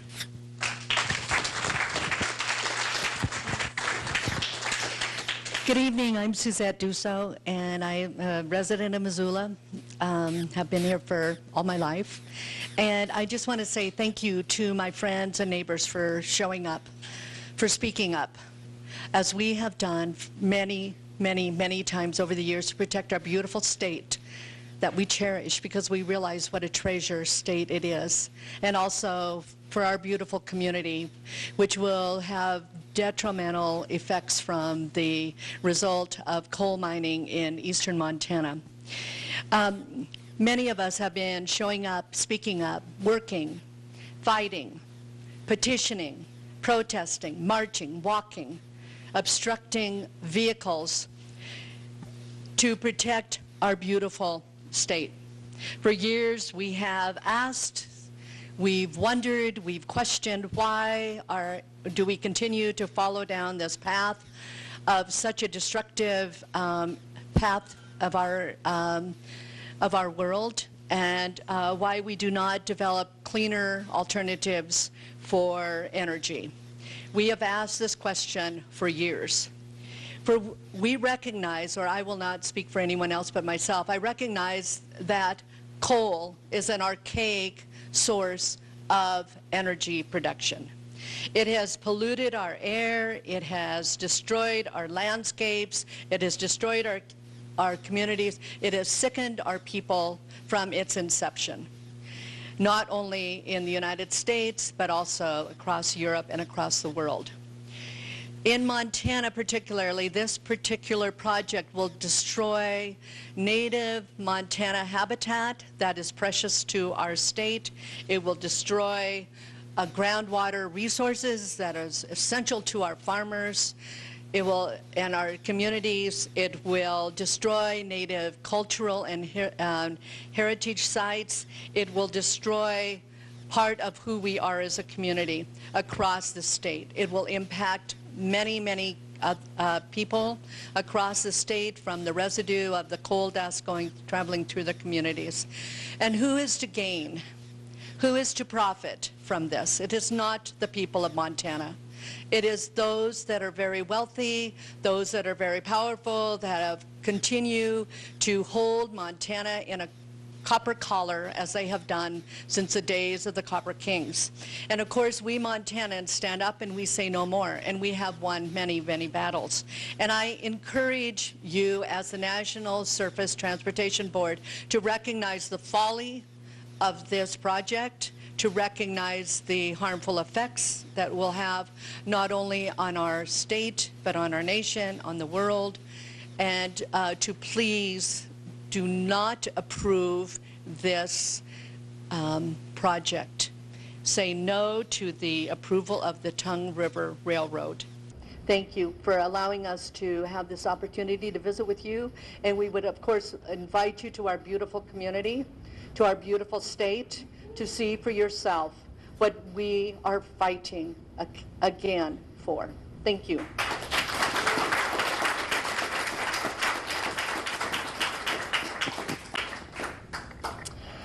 My name is Nick Engelfried. I live at 321 South 1st Street West, number 3 here in Missoula.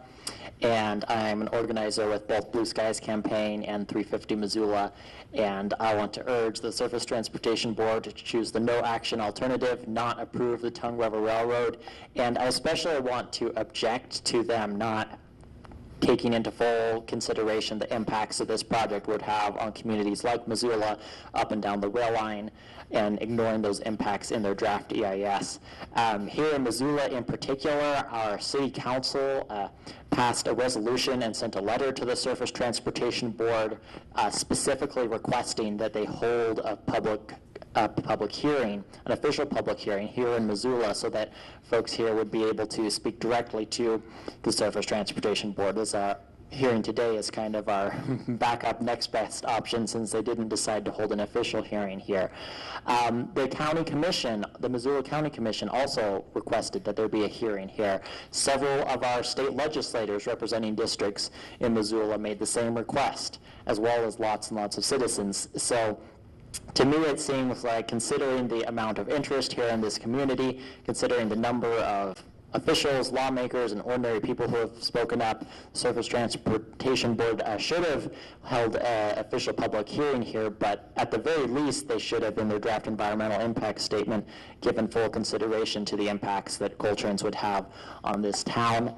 I also just want to say that myself and other volunteers with Blue Skies and 350 Missoula have been out in downtown Missoula during Saturday markets, many other days of the last month or two, inviting people to submit written comments on postcards about the Tongue River Railroad. The vast majority of the people who stop by our table and take the time to learn about the issue are very concerned about having more coal trains come through, very opposed to the idea of making us more dependent on coal.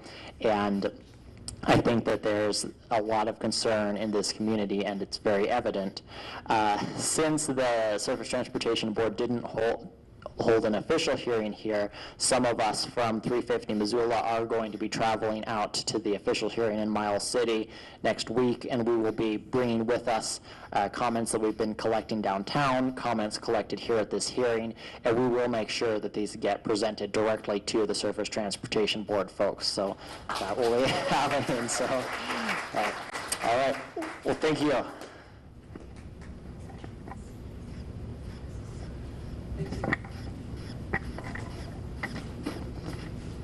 My name is Linda Smith. I live at 545B Missoula. You know, when you think about making a list of who benefits and who bears the costs of coal development in Montana, it's very clear that all Montanans will be negatively impacted ultimately. If coal development takes place, agriculture, Montana's #1 economic generator, will be harmed. Short-term in the Tongue River Valley and surrounding area, and long-term statewide as the effects of burning the coal exported to Asia come back to Montana as air pollution, contributing to climate change that will cause more extreme weather events, prolonged drought, flooding, and more wildfires. The coal companies have said that they intend to export most of the coal to Asia from ports along the West Coast. People living in communities along the rail lines will be most directly affected through exposure to higher levels of diesel fumes, coal dust, the noise of frequent trains, lack of access to emergency services, which are all associated with developing long-term chronic health problems caused by having to breathe polluted air. Children are the most vulnerable to having their lung development compromised by breathing polluted air. The state may receive some benefit from taxes paid by coal companies, but the state is responsible for the health and well-being of its citizens and will have to put money into caring for Montanans made ill from coal development. Some jobs will be created if the spur line and ports are built and coal extracted, but they won't be long-term, nor the kind and quality of good-paying jobs needed to build healthy communities and stable families. Our current congressional officials, elected officials, have knee-jerk reactions to any project that claims to create jobs, no matter the kind or quality. By supporting coal development, they are supporting the private profit interests of the private sector, coal executives and investors, at the expense of the interests of most Montanans who care deeply about the land, people, and wildlife of Montana having access to clean air and clean water as guaranteed in Montana's Constitution. I urge the Surface Transportation Board to adopt the no-action alternative.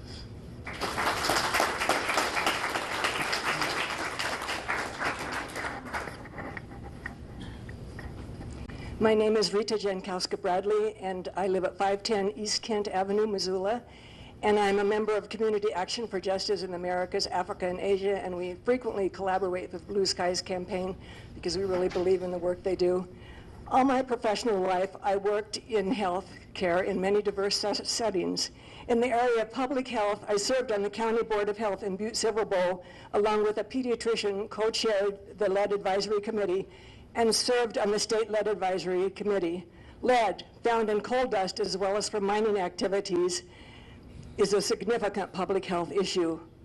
Coal trains along the rail lines where families live pose real health threats in terms of coal pollution, diesel fumes, and soot from diesel exhaust generated by trains, and also noise pollution. Coal dust particulates contain heavy metals toxic at low levels, such as lead, mercury, nickel, tin, cadmium, antimony, arsenic, as well as radioisotopes of thorium and strontium. These metals have been identified as causing neurological problems in children, as well as cancers, birth defects, and other ailments. These fine, invisible dust particles, which are less than 2.5 microns, can be extremely dangerous, as they can be inhaled and lodged more deeply in the lungs where they cannot be expelled. Therefore, long-term exposure increases the risk of health problems. Epidemiological research suggests there is no threshold at which it is safe to breathe coal dust. This conclusion is supported by the World Health Organization and several research studies.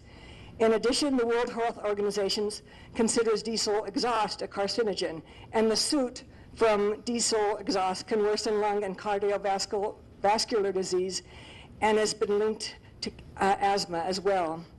In 2009, a representative from BNSF, the rail company, testified before a federal review board that 645 pounds of dust escapes from each coal train during a 400-mile trip. Since his testimony, coal companies have been required to apply surfactant agent to the trains before they leave the mines. This is supposed to keep 85% of dust from escaping, yet 15% remains, or approximately 97 pounds per car. The Sierra Club contends that surfactants don't ensure that coal dust won't escape and that chunks of the topper can fall off during transport.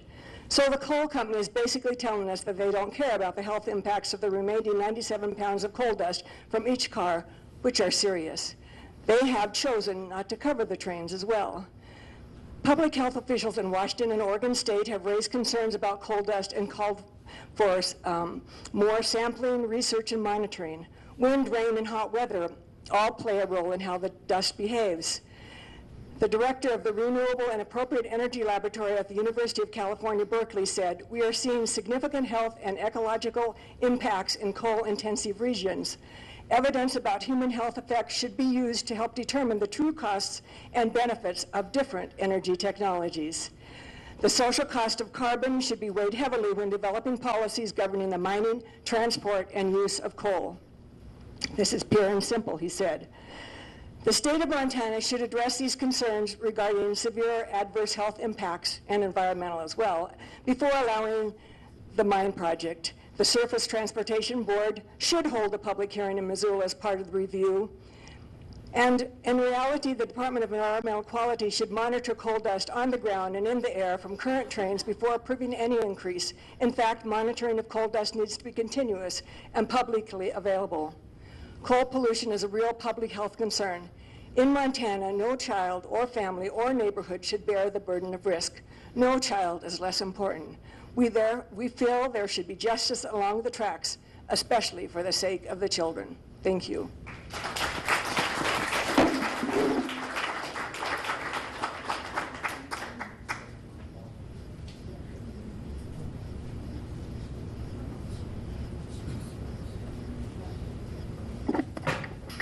Hello, my name is Michael Bowles. I'm a student at the University of Montana, and I live in the Orchard Homes District at 2200 Applewood Lane. And I urge the Surface Transportation Board to no action on any further developments on this coal project.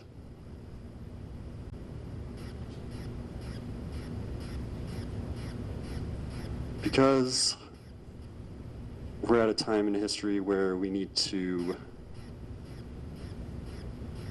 be transferring over to renewable energy, and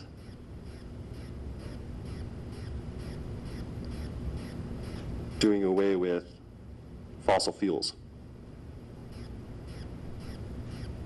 I'm really glad I came here because I learned a lot from all the community members who came. And I look forward to the next meeting we have together.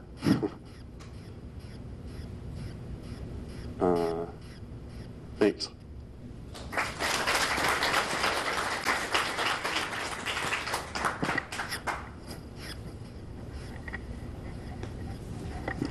My name is Ellen Knight. I live at 5800 Rattlesnake in Missoula. I've been concerned about energy issues for about 40 years. And particularly on this issue, I've been concerned and active in addressing the issue of coal trains coming through the town and many towns along the proposed route. And it seems to me that a huge cost has been left unaddressed, at least by the by Arch Coal and the railroads, and that is they're planning to leave the cost of delays and safety delays by trains crossing the tracks, going on down the tracks, to the people. Those of us who need to cross the tracks. If the fire truck needs to come, if the ambulance needs to come, we're the ones who pay the cost. I think the Surface Transportation Board, should it, in some dismal state of mind, allow this, they should at least charge Arch and the railroad companies for the cost of underpasses and overpasses in every community. I think that's a big cost. And also, I want to say this EIS, draft EIS, is obviously really badly done. And so, in spite of that, I worry that you might allow these tracks. And I want to urge the board to be honest and courageous in the decision you make. And if you do that, I don't see any way that you could approve this railroad.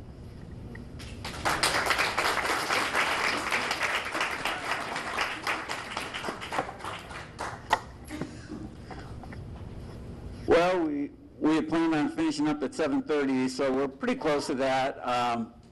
Thank you all for coming, and thank you for your good comments. Just briefly, my name is Jim Roach. I live at 4720 Humble Road, and I want to echo everything that was said here tonight.